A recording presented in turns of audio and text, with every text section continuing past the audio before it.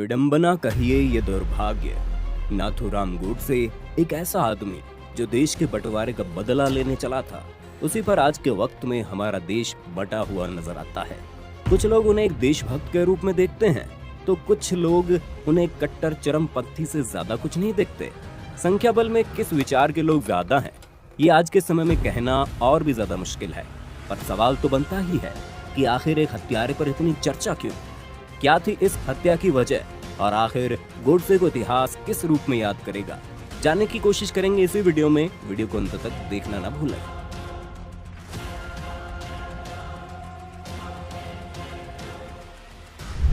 सभी जानते हैं कि 30 जनवरी 1948 की शाम 5 बजे जब गांधी संध्या पूजन के लिए बाहर आए तो गोडसे भीड़ से होकर उनके पास जा पहुंचे। पहले गोडसे ने उन्हें नमन किया और मौका देखते ही एक के बाद एक 3 गोलियां गांधी के सीने में उतार दी। 5:17 पर देश के राष्ट्रपिता की हत्या कर दी गई। इस घटना के बाद गोडसे वहां से भागे नहीं। भीड़ ये दृश्य देखकर सन्न थी और जैसे ही वहां खड़े लोगों ने अपना होश संभाला, वो गोडसे पर टूट पड़ी और उन्हें पीटने लगी। जिंदगी भर अहिंसा की रट लगाए गांधी एक तरफ अधमरे पड़े थे और दूसरी तरफ उनके हिंसक समर्थक उनके आदर्शों की हत्या कर रहे थे। खैर, इसके बाद पुलिस के दखल देने पर गोडसे को भीड़ से छुड़ाकर गिरफ्तार कर लिया गया और गोडसे का नाम पूरी दुनिया ने अगले दिन के अखबारों और रेडियो पर शायद पहली बार सुना। गोडसे का ये गांधी को मारने का पहला प्रयास नहीं था। इससे 10 रोज पहले यानी 20 जनवरी को भी गांधी पर हमला हो चुका था। जब गांधी मंच से भाषण दे रहे थे तब गोडसे और उनके साथियों ने वहां पर एक ग्रेनेड फेंका। धमाके से भीड़ इधर उधर दौड़ने लगी। ये उनके प्लान का हिस्सा था। वो चाहते थे कि पहले ग्रेनेड से भीड़ जब इधर उधर हो जाए तब दूसरा ग्रेनेड गांधी के करीब फेंका जाए। पर तब तक उनके साथी दिगंबर बेज भी सहम गए थे और वो दूसरा ग्रेनेड फेंकने की हिम्मत नहीं जुटा पाए, जिस वजह से सभी को वहां से भागना पड़ा। गोडसे के साथी मदन लाल पाहवा वहां से नहीं भागे और गिरफ्तार कर लिए गए। अगले कुछ दिन तक दिल्ली पुलिस देश भर में बाकी साथियों की तलाश में लगी रही। मशहूर लेखक अशोक कुमार पांडे अपनी किताब उसने गांधी को क्यों मारा में बताते हैं कि इसके बाद नाथूराम गोडसे के सभी साथी अलग थलग हो गए और गोडसे अपने एक साथी के साथ दिल्ली से कानपुर की ट्रेन पकड़कर निकल गए। इस ट्रेन यात्रा के दौरान वो खुद को कोस रहे थे और उन्हें सावरकर से किया हुआ अपना वादा याद आ रहा था। कहते हैं किसी यात्रा के दौरान उन्होंने ये ठाना कि अगली बार गांधी हत्या का काम वो खुद पूरा करेंगे और किसी पर निर्भर नहीं रहेंगे। गोडसे कभी खुद एक गांधी भक्त रहे थे और उन्हें एक आदर्श के रूप में देखते थे। जब गांधी का नॉन कोऑपरेशन मूवमेंट चल रहा था तब नाथूराम स्कूल में थे और गांधी से बहुत ज्यादा प्रभावित थे। लेकिन फिर इसी आंदोलन के दौरान अचानक हिंसा भड़कने पर गांधी ने इसकी निंदा करते हुए पूरे आंदोलन को ही बंद कर दिया, जो गोडसे के गांधी से दूर जाने की वजह बना। गोडसे के गिरफ्तार होने के बाद उन्होंने कोर्ट में अपनी सफाई देते हुए हत्या के कई कारण बताए। गोडसे का मानना था कि गांधी ने हर बार देश के हिंदुओं के साथ धोखा किया है और हमेशा मुस्लिमों के हित में ही फैसले किए। वो गांधी को एक तानाशाह बताते हुए कहते हैं कि देश में जो होता है गांधी के कहने पर ही होता है। उन्हीं की मर्जी से कोई भी आंदोलन शुरू हो जाता है और जब चाहे बंद कर दिया जाता है। वो शायद ही वहां पर नॉन कोऑपरेशन मूवमेंट की ही बात कर रहे थे। इसके अलावा गोडसे गांधी पर देश का बंटवारा कराने का भी दोष मढ़ते हैं। उनके बयान में वो कहते हैं कि गांधी बिना किसी विरोध के जिन्ना की मांगों के सामने झुक गए और रातों रात देश का 1/3 हिस्सा हिंदुओं के लिए विदेशी जमीन हो गया।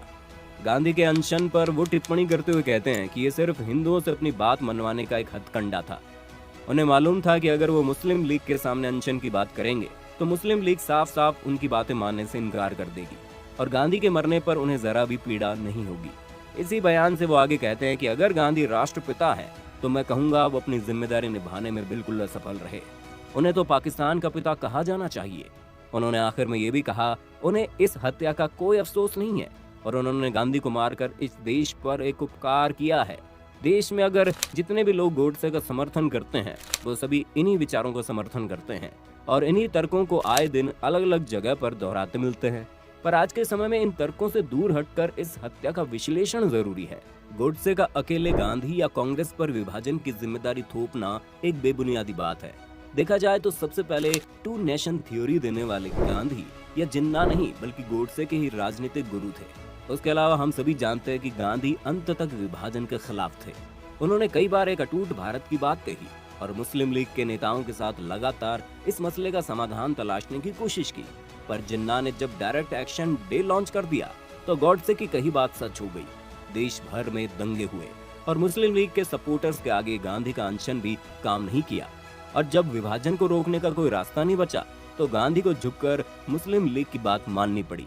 गांधी इसके बाद भी भारत भर में हिंदू मुस्लिम एकता पर काम करते रहे और विभाजन के वक्त भी वो देश भर में घूम घूम कर दंगों की आग को बुझाने में लगे थे। गांधी की इन्हीं कोशिशों का नतीजा है कि देश की बहुत सी मुस्लिम आबादी ने अपने देश पर विश्वास जताते हुए यहीं रहने का फैसला किया और आगे चलकर देश की उन्नति में योगदान भी दिया। गांधी का नॉन कोऑपरेशन मूवमेंट को रोकने का फैसला भी उनके सिद्धांतों को दर्शाता है।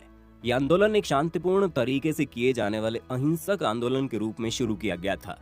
ऐसे में आंदोलन में हिंसा भड़कने पर आंदोलन के मूल सिद्धांतों को चोट पहुंची थी, जिस कारण से उसे रोकने का फैसला लिया गया।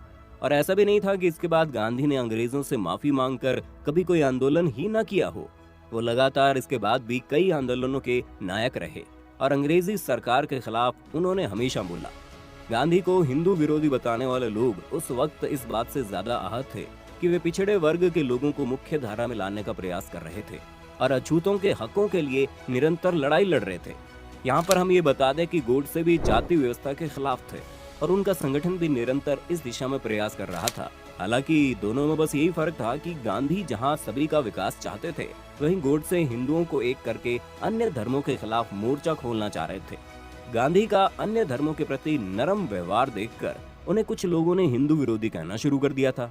खैर, गांधी पर हमेशा आरोप लगते रहेंगे और गांधी का जीवन भी इतना साफ सुथरा नहीं रहा कि उन पर आरोप न लगे। उनके कई फैसले और विचार ऐसे थे जिनसे देश सहमत नहीं था और न ही वो नैतिक मूल्यों पर खरे भी उतरते थे। पर हत्या के अलावा भी कई और रास्ते थे। और क्या सिर्फ एक इंसान की हत्या कर देना ही देशभक्ति का एकमात्र प्रमाण माना जा सकता है? इस विषय पर आपके क्या विचार हैं? हमें कमेंट सेक्शन में बताना। तो खैर, गांधी को शहीद करने के बाद गोडसे को भी मौत की सजा सुनाई गई, जिसे महात्मा गांधी के परिवार ने वापस लेने की मांग की थी, परंतु ये अपील स्वीकार नहीं की गई और अंततः गोडसे को फांसी पर लटका दिया गया। इस केस के जज रहे जेडी खोसला अपनी किताब मर्डर ऑफ महात्मा में कहते हैं कि नाथूराम गोडसे जेल जाने के बाद काफी बदल गए थे। चाहे उन्होंने ये कहा था कि उन्हें गांधी की हत्या पर कोई अफसोस नहीं है और न ही वो उसकी माफी मांगेंगे, पर अपने आखिरी के दिनों में वे इस फैसले से पछताए थे। फांसी के वक्त भी नाथूराम काफी सहमे हुए थे। वे अखंड भारत का नारा लगा रहे थे। गोडसे की मौत के बाद आरएसएस पर भी प्रतिबंध लगा दिया गया। आरएसएस ने इसका विरोध करते हुए कहा, गोडसे 1930 में ही आरएसएस की सदस्यता छोड़ चुके थे। पर गोडसे के भाई और इस घटना के कई आरोपी अब भी आरएसएस के सदस्य थे और उन्होंने हमेशा आरएसएस पर उन्हें अकेला छोड़ देने का आरोप लगाया। सत्य क्या है, अब इसे पूर्ण रूप से तो नहीं परखा जा सकता। केवल मौजूद जानकारी की मदद से अनुमान लगाए जा सकते हैं। ये फैसला सभी को खुद से ही करना है कि वो गांधी, गोडसे, नेहरू और जिन्ना को कैसे देखना पसंद करते हैं। और हर लोकतंत्र आपको ये आजादी भी देता है। आपको आज का वीडियो पसंद आया तो वीडियो को लाइक करें। ऐसे ही अन्य वीडियोस के लिए चैनल को सब्सक्राइब करना ना भूलें।